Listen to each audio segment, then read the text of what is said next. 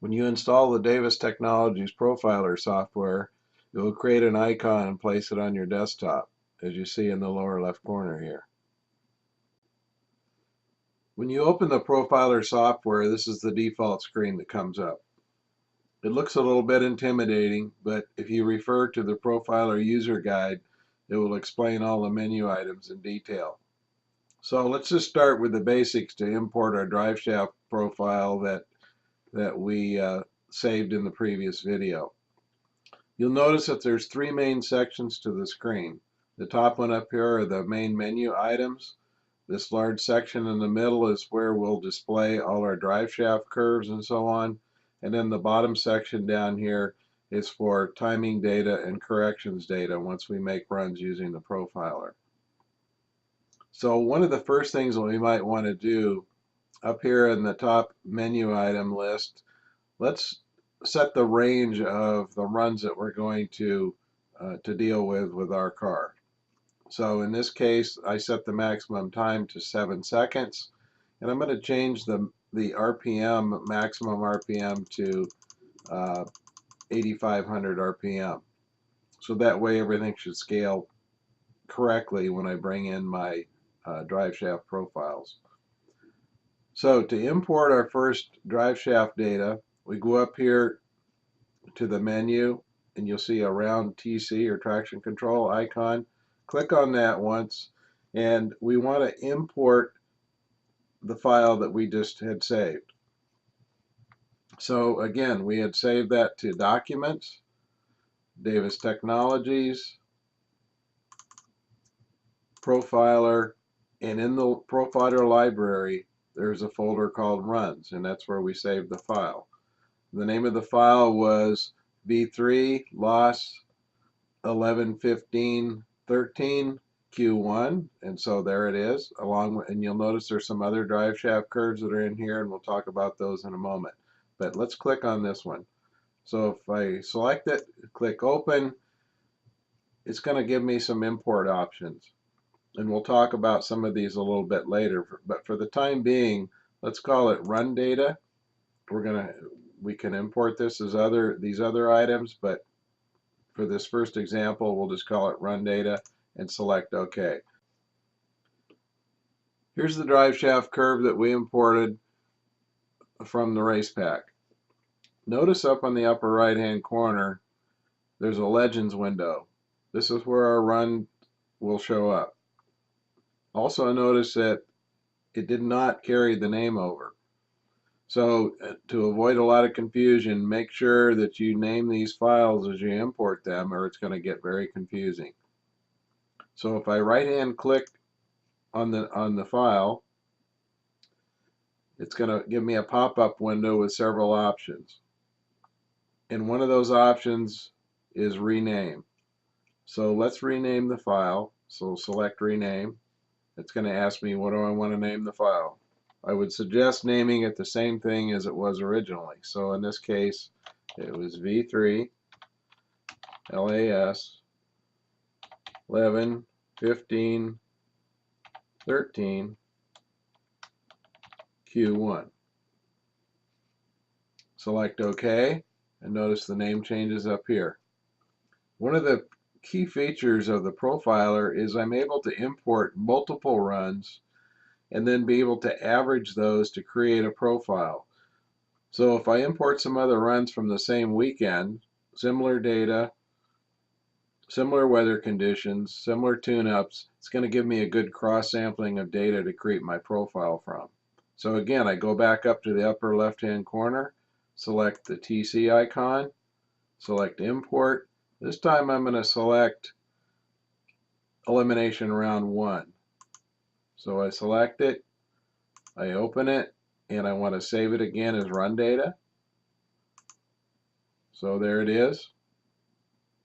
I want to rename again, so I'll right-hand click, select rename, and this one was V3 LAS 11 17 13 E1, and there's that file. And let's do one more just to get a good average. So I'll import again, select E2, select it as a run data file, select OK, rename, V3 LAS 11 17 13, and this one was elimination round 2. So now I have 3 files that I'm unable to work with at this point. So we've imported our 3 files. The names of those files again are showing up here in the legend window. I can turn these files off, I can turn them on, turn them all off, and we haven't really created a profile yet, so that's why you don't see anything on the screen. So let's turn all 3 back on since we want to average these runs together. So let's create our profile. Get familiar with a term called grips. And grips are basically data points. I think it'll make more sense here in just a minute. So if we go over here and select Create Profile under Chart Tools, it's going to give us a couple of pop-up windows. First one in the middle of the screen is a warning that says if you select this, it's going to overwrite existing data. Since we haven't created a profile before, there's nothing really to overwrite except the base profile. So a good idea, since we don't have an undo feature, is to make a copy. If you do make a mistake and you close the program, it will save whatever was in there previously. But a good idea, again, is make a copy if you're not sure. So in this case, since there's nothing there, I'm going to select OK.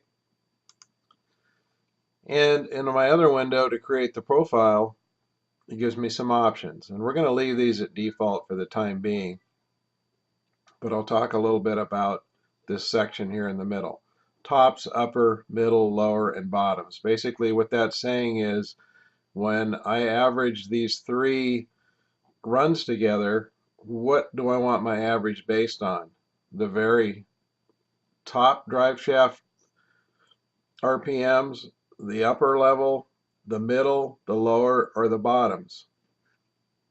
And then I can also offset these. So if I had one line up here, and let's say I wanted to create my profile 50 RPM above my pass, I can put in 50 in here and it will create a profile that's 50 RPM above the line that's there. So we'll leave it at 0 offset for now, but let's make it in the upper, based on the upper RPM levels of my 3 curves.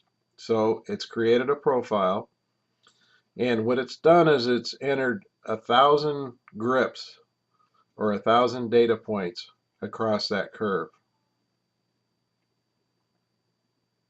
So I select close, and if I want to zoom in on the profile anywhere on the screen, I can right-hand click, draw a box around the area I want to look at, and that gives you a little bit of an idea of what the grips consist of. And then you see my 3 curves that it averaged together. So if we want to go back out to the main view, I can go to Zoom Max, and that will take me back to a full screen view. So we've brought our 3 runs in. We've created a basic profile. Now let's take a look at some of the tools that we have to examine and manipulate the data.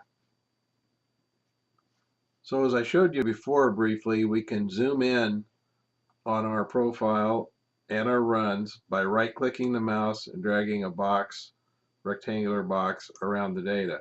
As you can see, we zoomed in.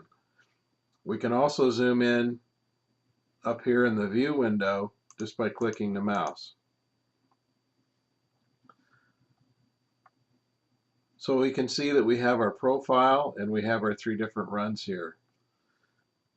You notice up here in the top menu bar, there's a time and RPM that's dynamic. So wherever I move the mouse cursor, it's going to show me at what point in time in the run and what drive shaft RPM we're looking at.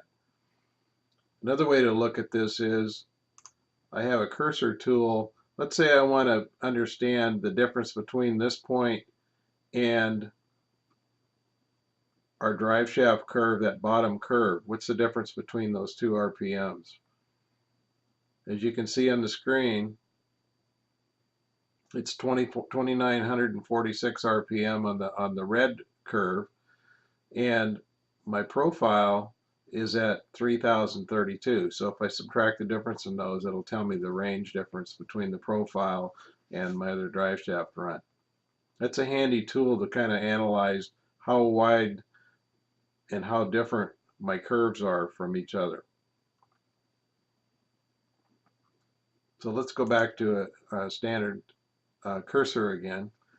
You'll notice that up here in the top under correction ranges, we have an option to show ranges. There's another box up here that has retard 1, retard 2, retard 3, and also advance 1 and advance 2.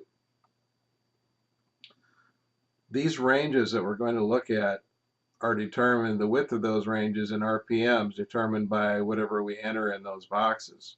So the green range would be 50 RPM, the yellow range would be another 50, and the red range is 100. We can change those to whatever we want. If I select show ranges, as you can see on the screen, anything below my profile line is going to add timing. Anything above my profile line is going to want to retard timing. So what happens is we have our 3 different ranges, 3 for retard and 2 for advance, and then we will assign amounts of retard and amounts of advance in another process that we'll talk about in a few minutes.